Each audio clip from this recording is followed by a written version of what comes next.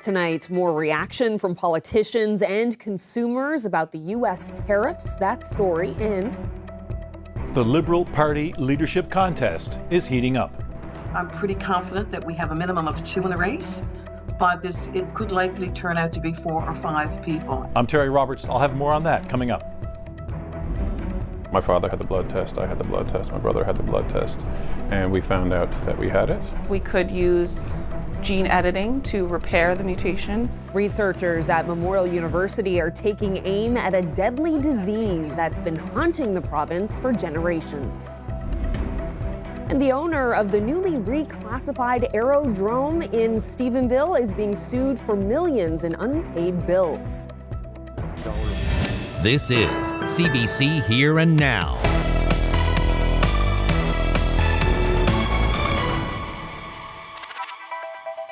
Good evening and welcome to Here and Now. We begin tonight on the West Coast. Police in Deer Lake are investigating the death of a 55-year-old snowmobiler yesterday. Officers were called to a remote area near Angus Lake yesterday afternoon. A group of snowmobilers had been riding in the area when one of them ended up in a brook trapped under his snowmobile. His friends pulled him from the water and performed CPR but weren't able to revive the man. He was pronounced dead while being transported to the hospital. The RCMP is investigating the incident. Well, now to some new developments start tonight with tariffs imposed by the United States. President Donald Trump has granted a 1-month exemption on some auto tariffs, but many industries in this province are still grappling with how the sweeping tariffs will affect them. Here Now's Heather Gillis has more on the impact on natural resources, the healthcare system, and the budget.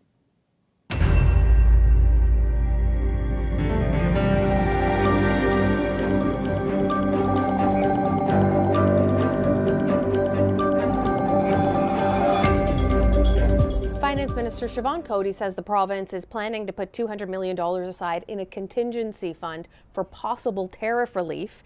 But she says they can't yet determine how the tariffs will affect how much money the government brings in each year through taxes and royalties. I will anticipate that there will be impacts in the next year, but I can't tell you exactly what those impacts will be at this point in time because we're not through the budgetary process as yet, and I don't have all the information from the economists. Meanwhile, this province exports billions in minerals like iron ore, copper, and nickel. Industry Minister Andrew Parsons says the province is better insulated than others.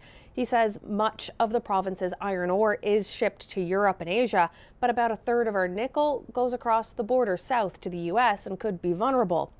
But when it comes to oil, he says the province doesn't have to rely on pipelines and isn't landlocked. Still, Parsons says the tariffs will hurt, but hurt Americans more.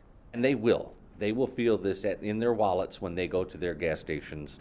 We haven't even talked about hydroelectric yet and the opportunities that exist there. So the good news is that we may be situated better, but it's still something where there is pain to be felt here, which is not anything that we want. Meanwhile, even the healthcare system isn't immune to tariffs. John Hagee, back in the health portfolio after John Hogan resigned on Monday, says that he has directed NL Health Services to look at the 400,000 different items they buy each year and determine what comes from the U.S. He says then they're going to see if they can get those products elsewhere. There is going to be a challenge, though, because there's a lot of fairly specialist stuff, and I'm thinking from my background in surgery, and particularly cardiac surgery, some of these prostheses are pretty well sole sourced from the States. A lot of orthopedic prostheses come from companies like Stryker. You might have to look at AO, which is a Swiss company instead, or at least used to be. I don't know whether it's been bought out. So there's a lot of untangling going on. Hagee says he doesn't even know at this point how much comes from the U.S. and how easy it is to find alternatives. Meanwhile, Hagee called Trump nuts and a chaos generator and says his actions make it difficult for people to plan.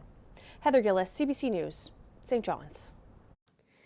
One political science professor at Memorial University was one of the millions who watched Donald Trump's congressional address last night. And when speaking with our colleagues on the St. John's Morning Show today, Russell Williams didn't hold back on his thoughts about what he heard. I'm going to be pointed about this because I just don't think it does us any good to, sugarcoat talking about Trump. I think actually when we listen to Trump talk about trade, we all get dumber. He says things that make no sense. He says things that are just fundamentally wrong. And it makes it really hard to disentangle what it is he even thinks that he's trying to accomplish. I mean, the idea of reciprocal tariffs is a bit weird. This then, it matters, how you assess what the tariff levels are in other countries. We have his Commerce Secretary and Trump himself saying things like sales taxes in Canada are tariffs, which is beyond nonsense. So if they're going to apply a tariff equal to the sales tax in Canada on Canadian exports to the United States, that would be a really weird thing to do.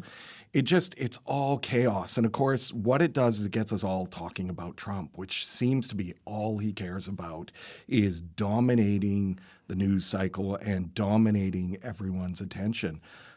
I don't get the sense at all from his administration that they're actually interested in solving any serious problem. I mean, we have yet to see a list of serious demands about what it is they want resolved in the trading relationship.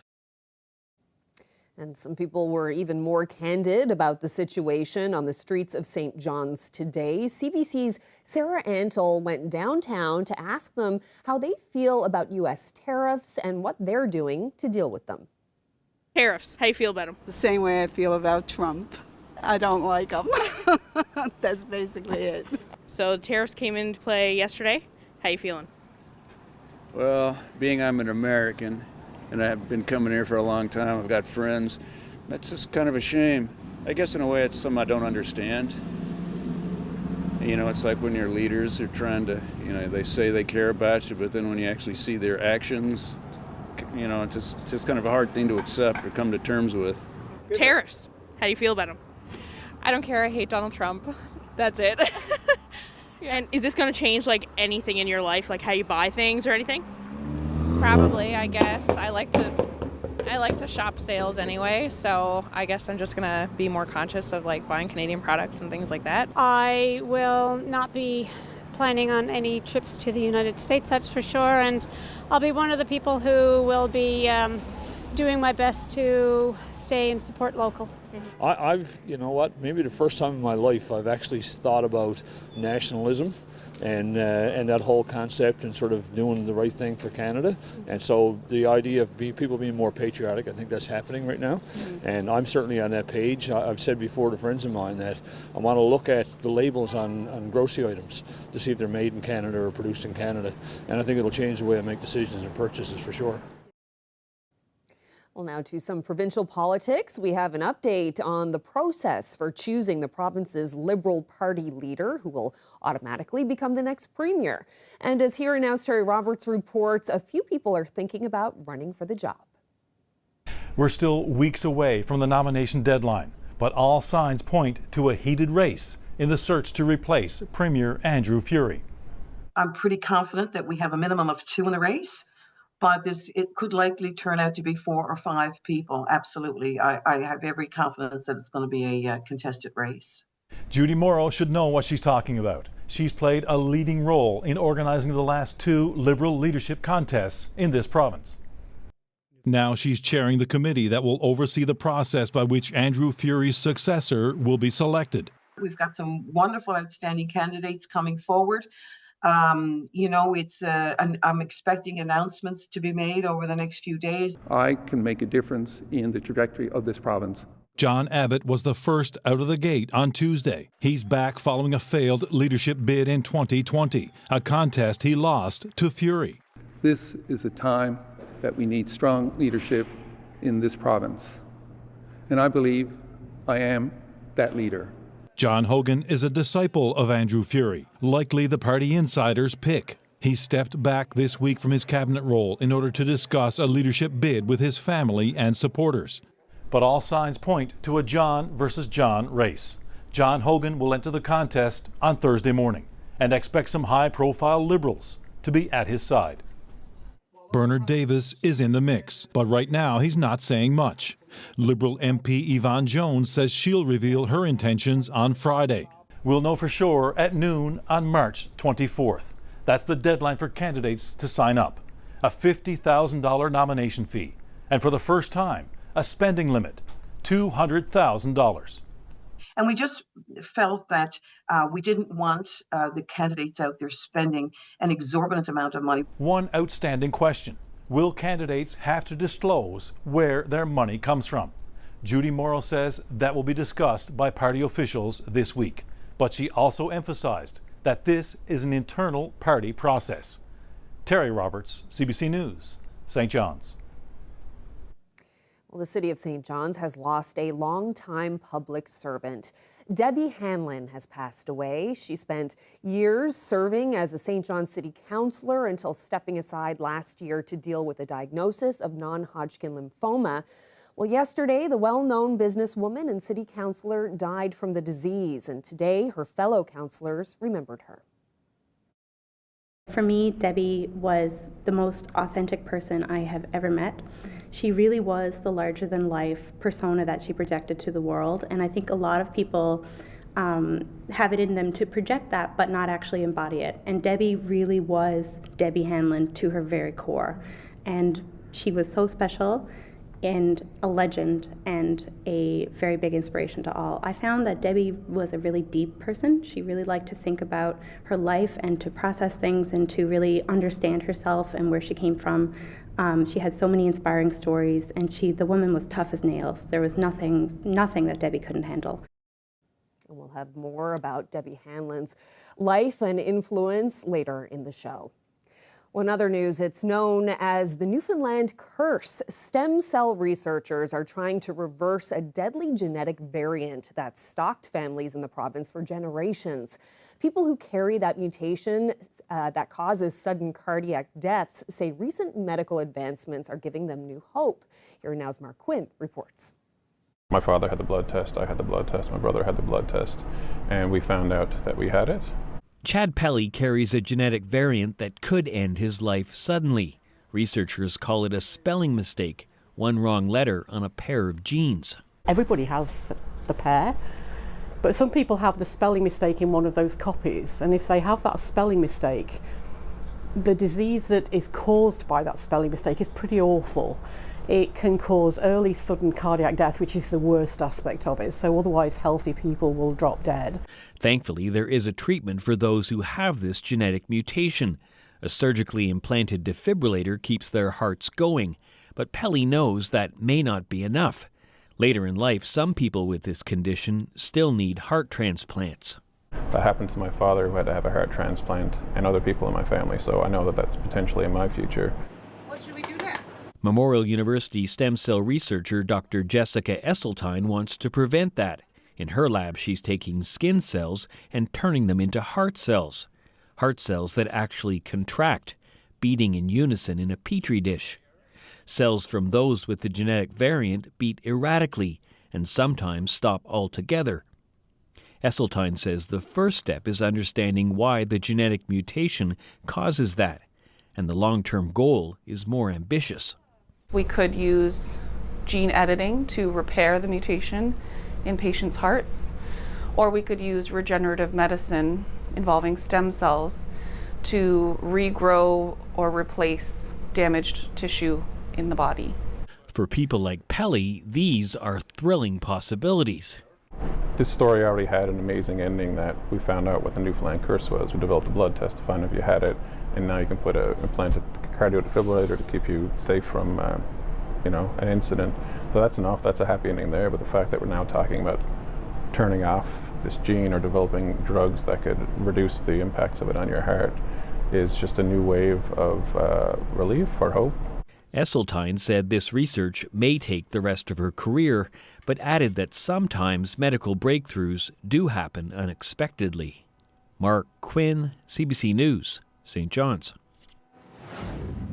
Oh, we saw a little bit of weather today for parts of the province, some snow, but then things cleared out quite nicely out ahead of our next area of low pressure that's going to move in. This one is going to hang around for a couple of days.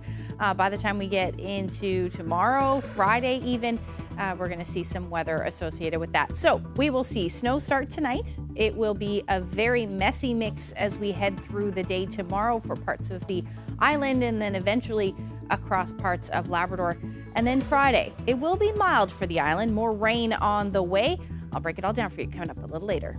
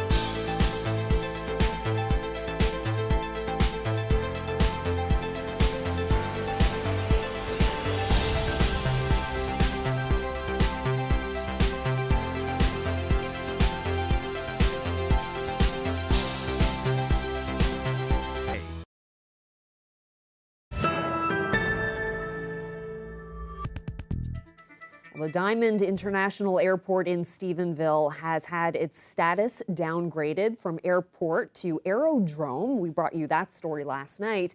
And now we have an update on a lawsuit filed against it, alleging millions in unpaid bills. Rob Antle has the latest. There's more bad news for Stephenville Diamond International Airport, this time in the courts, after a brief appearance here on Wednesday morning. The airport has been sued for nearly $2.5 million by the company that installed a new runway lighting system. TriStar Electric says it hasn't been paid. That claim hasn't been tested in court. TriStar filed an application to move the lawsuit along to trial. But at a short court appearance Wednesday, that didn't happen. Instead, Diamond's lawyers got permission to withdraw from the case, saying they've invested significant time and resources, but Diamond has failed to pay them. 3.5 years ago, Carl Diamond announced plans to invest hundreds of millions of dollars into the airport and create thousands of jobs. He took over in the summer of 2023 and acknowledged last year that things haven't gone as initially planned. We struggled with the financing for it. We thought it would be significantly easier. We haven't wavered from the plan, though. But financial problems have continued to mount. Last month, Stephenville Mayor Tom Rose said the airport hadn't paid any property tax, with the outstanding amount approaching $500,000. The lawsuit over the runway lights is due back in court in early May, after the judge said he wanted to give Diamond time to find a new lawyer. Rob Antle, CBC News, St. John's.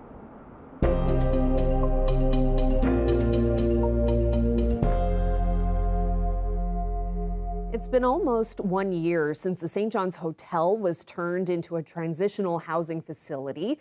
The nonprofit group End Homelessness says the program offered by Horizons at 106 is working, but one advocate questions if government funds could be used more wisely. Abby Cole reports. 73 people live here at Horizons at 106, the name given to the former Comfort Inn here in the East End. It's transitional housing, and it's staffed with support, hospitality, and healthcare workers. Each room has a bed, TV, landline, bathroom, and shower. This footage from End Homelessness shows clients' rooms, much the same as before, with meals provided at the former hotel restaurant and other spaces used for programming and healthcare. The minister responsible calls it a success. We are providing the supports that they need. It's a transitional housing facility. It is working. We will continue to invest in it, and we have also looked at that model and how we can apply that across the province. End Homelessness says it transitioned 14 people into permanent housing so far, moving long-term shelter residents out of crowded spaces like this and exploring how they got there. We're now seeing kind of the weight and sort of the clog of the shelter system lift, where there is some maneuverability that we've never seen before. To now be able to come on site to Horizons and really identify some of the reasons why they've been homeless and for such long periods of time. Still, Lily says there are plenty of hurdles, like St. John's having a 1% vacancy rate. And with an estimated operating cost of $13 million a year, housing advocate Mark Wilson is looking for more long-term solutions. I think it's a very expensive Band-Aid. You could buy a home here in this community for $220,000. So, and in fact, there are a number of homes here that are owned by NL Housing that are housing stock that are owned by us, the taxpayers, that are boarded up. And I think the houses here that are owned by NL Housing would probably house roughly 40 people. So that's over half of what's in Horizons 106 right now. There are 22 months left on the lease, and NL Housing, which provides the funding for Horizons at 106, says it's still working on more long-term housing options in St. John's. But Wilson would like similar services offered elsewhere, beyond this building. We need it in the communities. We don't need it at one place. We need it all over. Abby Cole, CBC News, St. John's. And if you would like to share your experience either as a resident of NL Housing or about your stay at Horizons, please reach out. You can email us at herenow.nl@cbc.ca.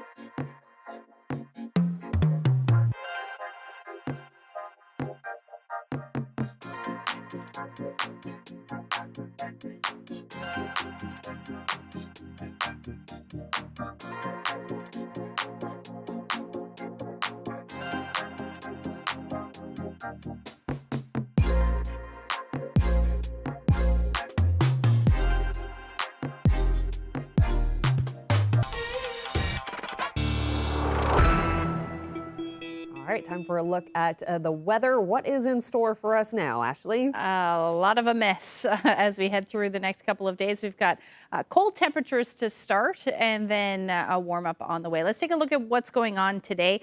Temperatures were a little milder than they have been for the last day or so, sitting around 1 or even 2 degrees for the eastern half of the island, or the east, I should say, central, west coast. Sitting a little bit nearer, just a little bit below zero, and then most of Labrador sitting in the minus double digits, with the exception of Happy Valley, Goose Bay, and the southeast, where you're sitting in the minus single digits. So at this time, or at this hour, we still have those temperatures sitting in the minus single digits. Wind chills, not a whole lot of wind out there for now, and it really won't be until we head into tomorrow night. But most of Labrador, again, in the minus teens, where Nain, minus 16, feels more like minus 25 with that wind chill. So, like I said, it is going to get windy. Wind warnings are in place for the west coast as well as a rec house wind warning. This is for tomorrow night and into Friday. As this next system moves in, areas in the wind warning will likely see those gusts upwards of about 80 kilometers per hour. The rec house area will see winds gusting as high as 120. And then for those of you that are prone to southeasterlies, you may see those gusts as high as 120 kilometers per hour as well. Up across Labrador, this area of low pressure prompting a snowfall warning for Lab West and then towards Happy Valley, Goose Bay, the Upper Lake Melville area. Otherwise, a special weather statement is in effect. And again, this will all be as this system moves through. So for tonight, we are going to stay on the cold side of things. Temperatures will sit in the minus single digits for most, with the exception of central northern peninsula, where you will tap into some minus double digit temperatures, and then Labrador into the minus 20s, but significant warm up expected as we head through the next until you get into Friday. That's what it looks like. So what's going to happen is we will see that snow move in as we head through the overnight. That will start on the southwestern tip of the island, and then eventually this will change through to some ice pellets in the purple, and the pink color there is the potential for some freezing rain. So you will be seeing that by the time we get into early Thursday morning. And then this will continue to push north. Most of Labrador Lab West will start to see some snow, and we will see this snow push north as well. Not a whole lot of snow in the beginning of this for the island. Again, areas like Lab West through to Upper Lake Melville area, that is where we will see the most significant snow through the day on Thursday. And then this rain snow line that will have some ice pellets and some freezing rain will continue to push north as well. Areas like central, parts of the west coast, and the Avalon will be in that mix by the time we get into tomorrow afternoon. And in behind that, temperatures really warming up, and it will change over to some rain. Nothing significant through the day on Thursday. Most of that rain will be well to the west, but there is definitely still a chance. And then for Labrador, you will see the snow push towards the coast, areas like the Upper Lake Melville area along the southeastern portion of Labrador. You start to get into the potential for some ice pellets, and then several hours of freezing rain expected through the overnight, again around Happy Valley, Goose Bay, and then towards the southeast. And even potentially as far as Lab City, you may see that as well. And that will continue to push north as we head into Friday morning. And this is when the temperatures will really start to warm up across the island. So as far as snowfall goes, best chance will be up across Labrador to see somewhere between 15 to 20 centimeters of snow. Otherwise, 2 to 5, maybe pockets of 5 to 10 across the island, but that's about it. Really, it's the freezing rain, the potential for Happy Valley, Goose Bay, even towards the coast of Labrador, to see the most significant amounts in several hours expected in that time frame as well. So temperatures tomorrow will start chilly. They'll continue to warm up as the day goes on. This will be your afternoon temperatures, because by the time we get into tomorrow night, temperatures should be well above 0, 7 to even 8 or 9 degrees. But overall, the winds won't pick up until tomorrow night, and that will be the case even along the south coast of the island. And then for Labrador, you're going to stay in the minus single digits for the most. Your warm-up will come on Friday, and this is also when we will see some rain. I'll get into those details coming up a little later. Thanks, Ashley. Well, with tariffs in effect since yesterday, this country is in a trade war with the United States. A panel of Memorial University professors discussed the impact on this province during today's episode of CBC Radio's The Signal. We have been having a conversation in this country right now around reconciliation with Indigenous peoples. And one partner in all of this that I don't see being represented in conversations around tariffs, around trade, is trade and working with Indigenous peoples in this country. In terms of their economic production and what they're contributing to our GDP, a report a couple of years ago, $50 billion to Canada's GDP. Even in just Newfoundland alone, we have a host of Indigenous businesses here that I'm sure would enjoy contributing not only to this conversation, but to economic development here as well. So, you know, it's kind of, again, it's thinking about what we have as values as Canadians and who we need to be talking to be participating in these conversations and ensuring that everybody's being represented and reflected. Tony, under a minute for you. Well, yeah, this is a serious matter, of course. You know, if this 25% is really put into effect and we could, you know, have a recession. You know, our GDP could decline by 2.5%, and we lose, you know, 600,000 jobs, and that's really, you know, serious matter. I think we should work together, right? I mean, all, you know, potential initiative, we talk about the short-term, long-term. Short-term, we should actually remove the barriers for internal trade, diversify our trading relations, including oil and gas. Let's a little bit state dependency. I think we should think about the European countries, nation countries. They are all hungry for our goods and services. And also think about long-term. We should invest our critical infrastructure and enhance our international competitiveness. And we should not actually all rely on one single, you know, trading partner. So, yeah, we should work together. Stand up for Canada. Tom Cooper, final word. Educate ourselves, listen to great media so that we're getting the facts. We're understanding the numbers. We're understanding that fentanyl was 20 kilograms that was caught at the northern border. I can lift 20 kilograms, or I used to when I was playing rugby. But nonetheless, it's not very much. And so we got to make sure that we distinguish the facts from the Trumpisms. So thank you so much for having us.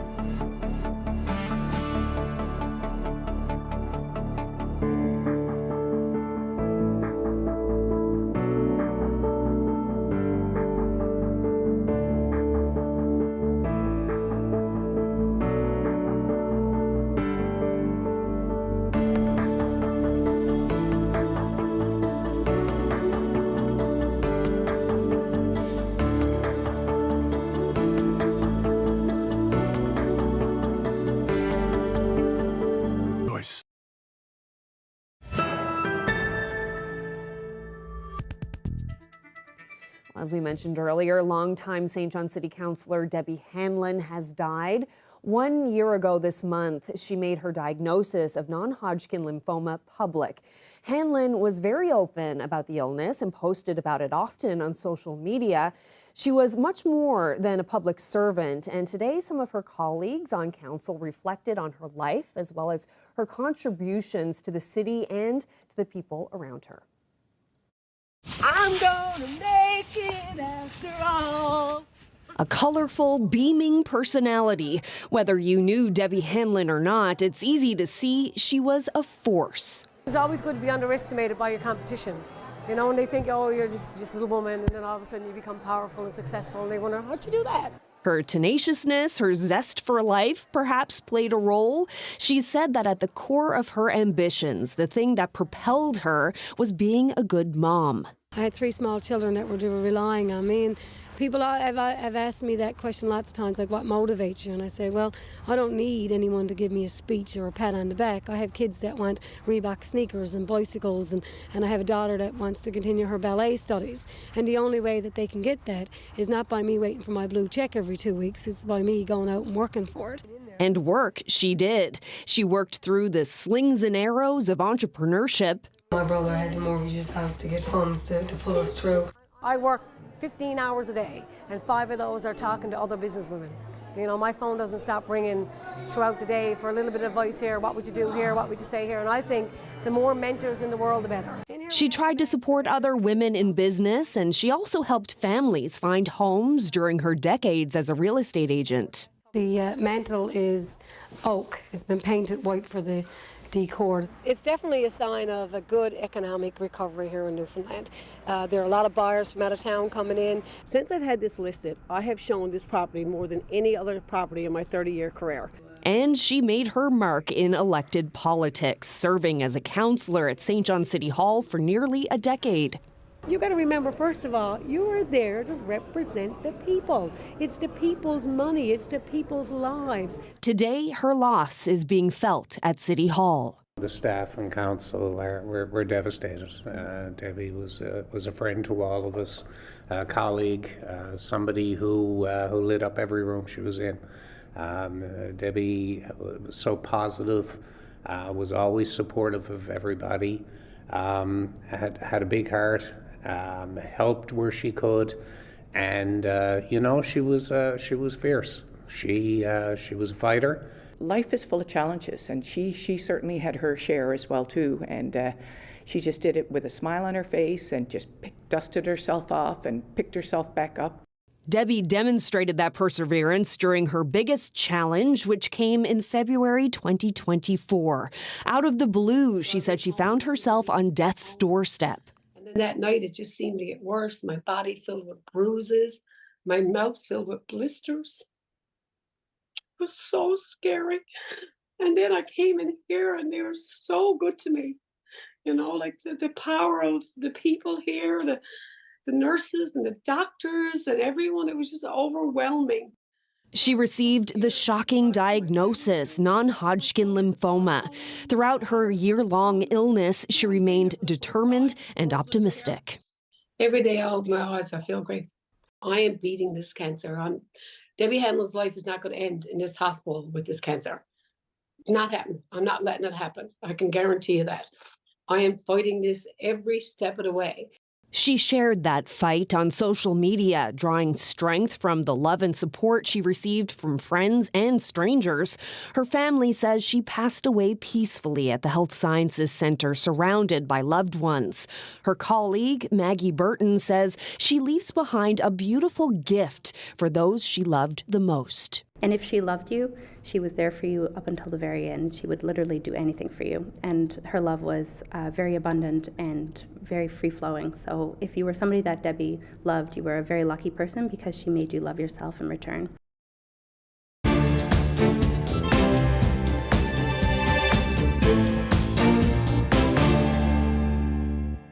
Well, another day, another change in the U.S. tariff policy from the White House. As you heard earlier on the show, U.S. President Donald Trump has decided to grant one industry a short reprieve from the 25% tariffs he imposed on Canada and Mexico. The auto industry is getting a 30-day exemption from the punishing tax. Megan Fitzpatrick has the details from Washington. Just one day after forging ahead with tariffs on Canadian and Mexican imports, President Donald Trump hit the pause button on the auto sector. Now, vehicles subject to the existing trade deal between Canada, the U.S., and Mexico will be given an exemption, but just for a month. Reciprocal tariffs will still go into effect on April 2nd. But at the request of the companies associated with USMCA, the president is giving them an exemption for 1 month so they are not at an economic disadvantage. The reversal came after Trump spoke to the CEOs of the big three automakers, Ford, General Motors, and Stellantis, and after stocks plummeted Tuesday, including in the auto sector. They bounced back up today in the wake of the exemption news. The reprieve gives the closely integrated North American industry some breathing room to figure out next steps. The companies had hoped for an exemption from the outset, and when they didn't get it, they were bracing for a huge impact. Some in the industry warned plants could shut down within days and that cars and trucks would shoot up in price for customers. Trump made it clear to the automakers that if they want to avoid tariffs next month, they should bring their entire production lines to U.S. soil. He told them that they should get on it, start investing, start moving, shift production here to the United States of America, where they will pay no tariff. That's the ultimate goal. Overhauling the auto sector and how parts flow back and forth across the borders to make a vehicle won't happen overnight, says this expert. Nobody's going to be moving a plant in 1 month, so we need to be clear about that. I think in best case scenario, if anything's going to move, it would probably take years to do that. Levitt said Trump is open to hearing about other possible exemptions, but in his primetime speech to Congress Tuesday night, he insisted that tariffs are going to make America rich again. Megan Fitzpatrick, CBC News, Washington. Well, even with the 1-month extension of the tariff deadline for the big three automakers, it still leaves a sweeping number of punishing levies in place on Canadian goods. As Kate McKenna reports, provincial and industry leaders are speaking out. Ontario's premier says the auto part carve-out doesn't change things. Canada's not backing down. We're going to stand solid that zero tariffs or nothing. This is one of those small victories that we should take, but we should continue with the resolve. On day 2 of the trade war, the Prime Minister spoke with President Donald Trump. Trump took to social media soon after, accusing the Prime Minister in his last week of office of clinging to power, saying the call ended in a somewhat friendly manner. He wasn't able to tell me when the Canadian election is taking place, which made me curious, like what's going on here. I then realized he is trying to use this issue to stay in power. Good luck, Justin. This is a war by other means.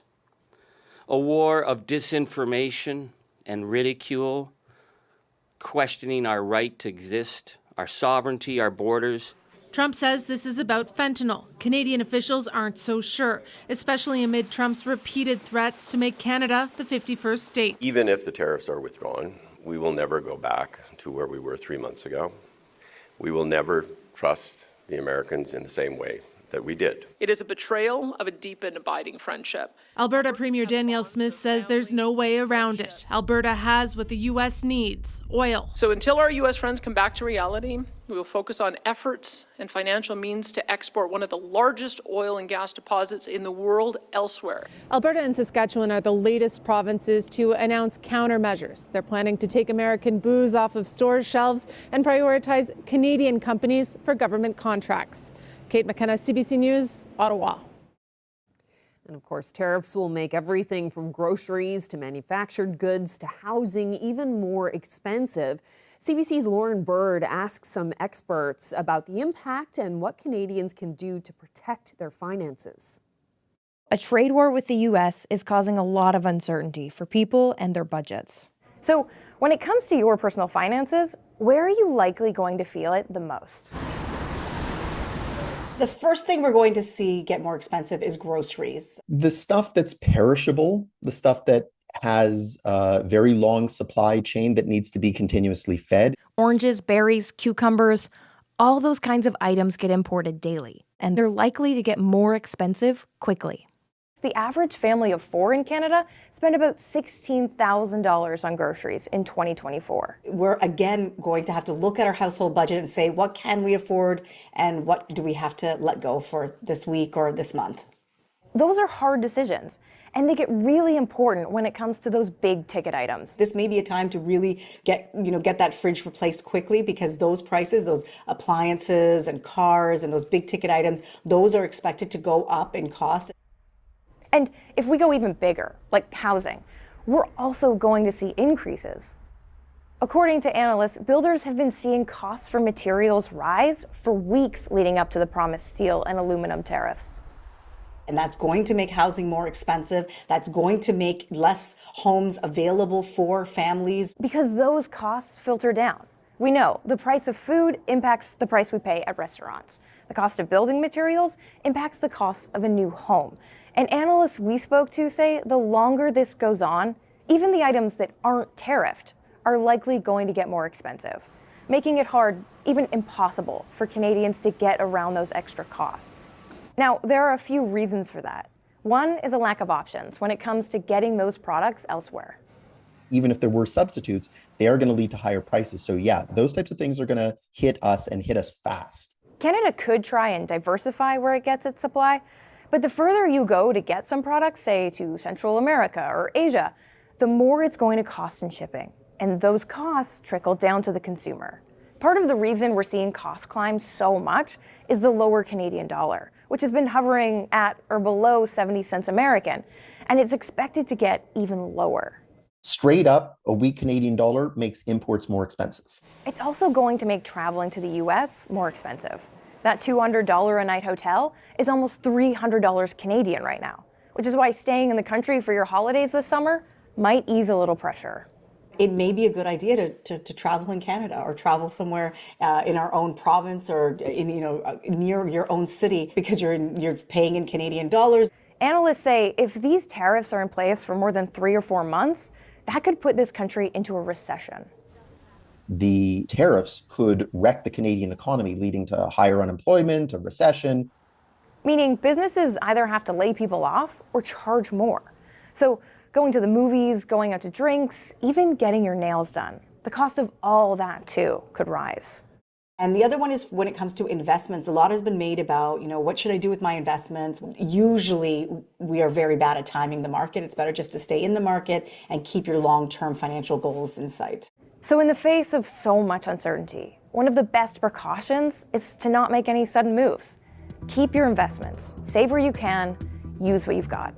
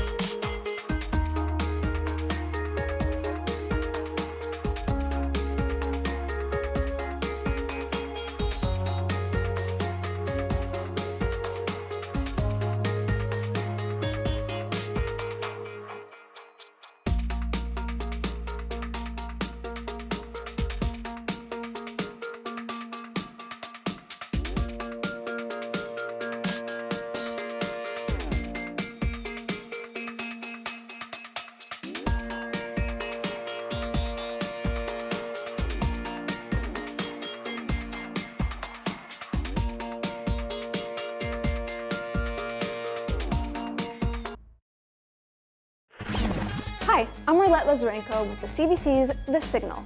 March 8th is International Women's Day, and we want to celebrate the special woman in your life. She doesn't have to be a CEO or extraordinary in her career. She is extraordinary to you every single day. This year, we want to celebrate the women in our lives for the small things they do that means a big deal to us. It could be a sister, a mother, a friend, a coworker, a neighbor. Anybody that comes to mind, we would love to hear from you. You could email us at thesignal@cbc.ca. We would love to air your message or even have you on our show and talk about this special person. Happy International Women's Day.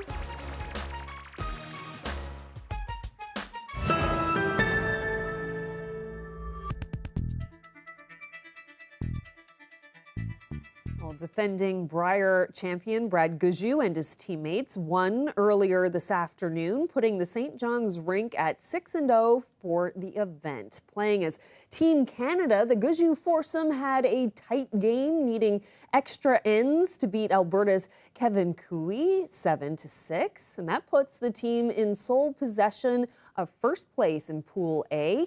Team Canada will play again tonight at 11 p.m. Newfoundland time and face Team Nunavut. The other team from Newfoundland and Labrador, Team DeLello, lost to BC and now has 1 win and 5 losses.